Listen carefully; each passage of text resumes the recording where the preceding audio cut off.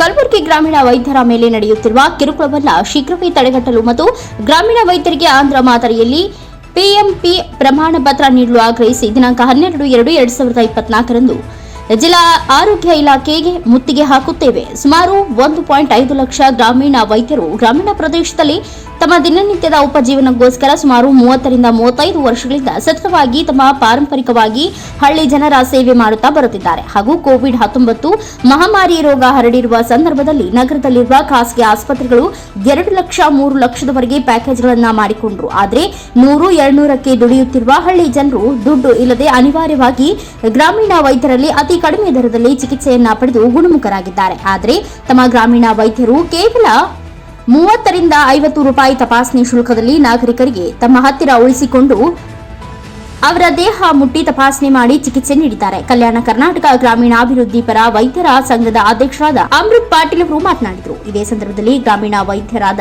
ಬಸವರಾಜ ಪಾಟೀಲ್, ಮರ್ತೂರ್, ಸುರೇಶ್ ದೇಶ್ಮುಖ್, ಶಶಿಕುಮಾರ್, ಆನಂದ್ ಪಾಟೀಲ್, ಸಿರಾಜ್ ಪಟೇಲ್, ಶಂಕರ್ ಯಾದವ್ ಇತರರು ಉಪಸ್ಥಿತರಿದ್ದರು. ಸ್ವಾಗತ ಮತ್ತು ನಮಸ್ಕಾರಗಳು.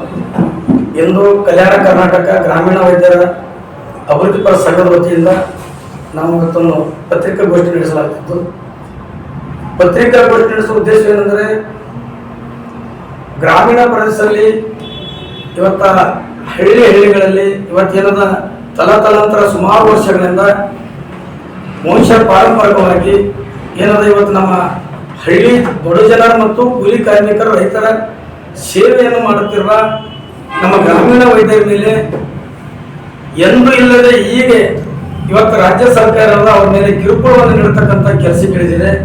ಇದನ್ನು ನಮ್ಮ ಕಲಬುರಗಿಯ ಘಟಕವು ಬಲವಾಗಿ ಖಂಡಿಸ್ತಾ ಇದೆ.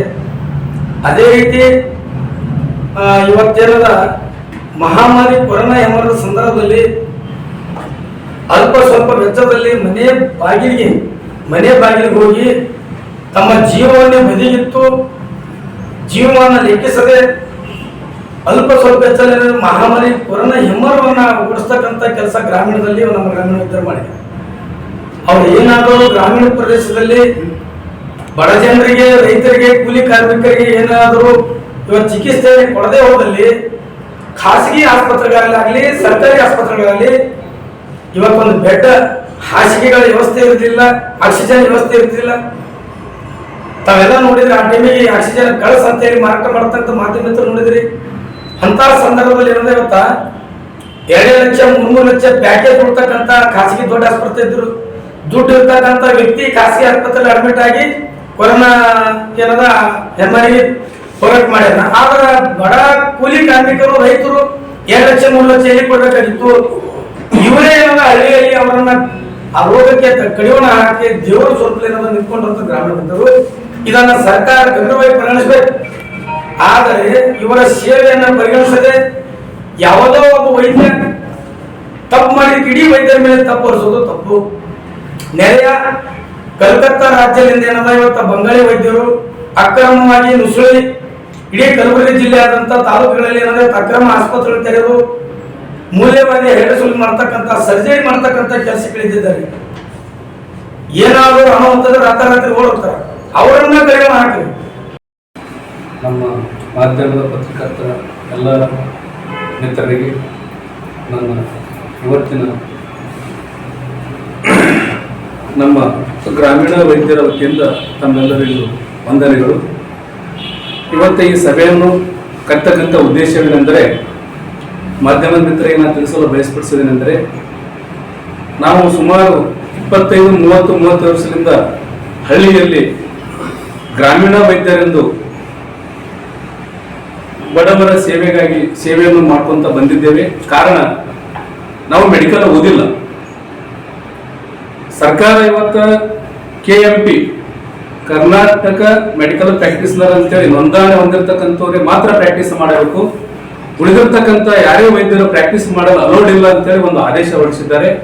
ಆ ಆದೇಶದ ಪ್ರಕಾರ ಮಾನ್ಯ ಆರೋಗ್ಯ ಸಚಿವರು ಮತ್ತು ಗುಲ್ಬರ್ಗ ಡಿಸ್ಟಿಕ್ ಇರ್ತಕ್ಕಂಥ DHO ಹಾಗೂ THO ಸಾಹೇಬರು ಇವತ್ತು ಪ್ರತಿ ಹಳ್ಳಿಗಳಿಗೆ ಹೋಗಿ ಸರ್ಕಾರದಿಂದ ಆದೇಶ ಬಂದಿದೆ, ತಮ್ಮ ಕ್ಲಿನಿಕ್ಗಳನ್ನು ತಾವು KPMP ರಿಜಿಸ್ಟ್ರೇಷನ್ ಮಾಡಿಸಬೇಕು.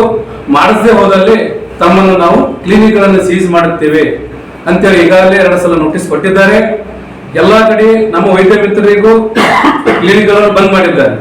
ಅದಕ್ಕೆ ದಯವಿಟ್ಟು ಮಾನ್ಯ ಆರೋಗ್ಯ ಸಚಿವರಲ್ಲಿ, ಮಾನ್ಯ ಮುಖ್ಯಮಂತ್ರಿಗಳಲ್ಲಿ ಮತ್ತು ನಮ್ಮ DHO ಸಾಹೇಬರಲ್ಲಿ ಮತ್ತು ನಮ್ಮ THO ಸಾಹೇಬರಲ್ಲಿ, ಅಧಿಕಾರಿಗಳಲ್ಲಿ ಮಧ್ಯ ಮುಖಾಂತರ ತಿಳಿಸೋದಂದ್ರೆ, ಅಧಿಕಾರಿಗಳೇ, ಸರ್ಕಾರದ ಮಾನ್ಯ ಮುಖ್ಯಮಂತ್ರಿಗಳೇ ತಮಗೆ ತಿಳಿಪಡಿಸೋದಂದ್ರೆ, ನಾವು ಅನ್ಕ್ವಾಲಿಫೈಡ್, ತಾವು ಹೇಳಿದ ಪ್ರಕಾರ ಅದು ನಿಜವಾಗಿದೆ. ಆದ್ರೆ ಇಲ್ಲಿವರೆಗೆ ನಾವು ನಮ್ಮ ವಿದ್ಯಾಭ್ಯಾಸ, ನಮ್ಮ ವೈದ್ಯ ಮಿತ್ರರಲ್ಲಿ ಯಾರು ಮೆಡಿಕಲ್ ಪ್ರಾಕ್ಟೀಸ್ ಮಾಡ್ತಕ್ಕಂಥ ಕ್ವಾಲಿಫೈಡ್ ಇದ್ದಿದ್ದಿಲ್ಲ ಅಂದ್ರೂ ಅವ್ರು BSc ನರ್ಸಿಂಗ್ ಇದ್ದಿರ್ಬೋದು, BA ಗ್ರಾಜುಯೇಟ್ ಇರ್ಬೋದು, MA ಇರ್ಬೋದು, MSc ಇರ್ಬೋದು, ಇವತ್ತು BE ಇದ್ದಿರ್ಬೋದು. ನಿರುದ್ಯೋಗ ಸಮಸ್ಯೆಯಿಂದ ಅವರು 8-10 ವರ್ಷ ಯಾವುದೇ ಹಾಸ್ಪಿಟಲ್ ಅಲ್ಲಿ, ಮಲ್ಟಿ ಹಾಸ್ಪಿಟಲ್ ಅಲ್ಲಿ, ಒಬ್ಬರು ಜನರಲ್ ಮೆಡಿಸಿನ್, MS ಏನೇ ಇರಲಿ, ಸರ್ಜರಿ ಮಲ್ಟಿ ಹಾಸ್ಪಿಟಲ್ ಅಲ್ಲಿ ಹೋಗಿ ಅವರು ಅನುಭವವನ್ನು ಪಡೆದುಕೊಂಡು ಅವರು ಹಳ್ಳಿಯಲ್ಲಿ ಒಂದು ಸಣ್ಣ ಕ್ಲಿನಿಕ್ ಹಾಕೊಂಡು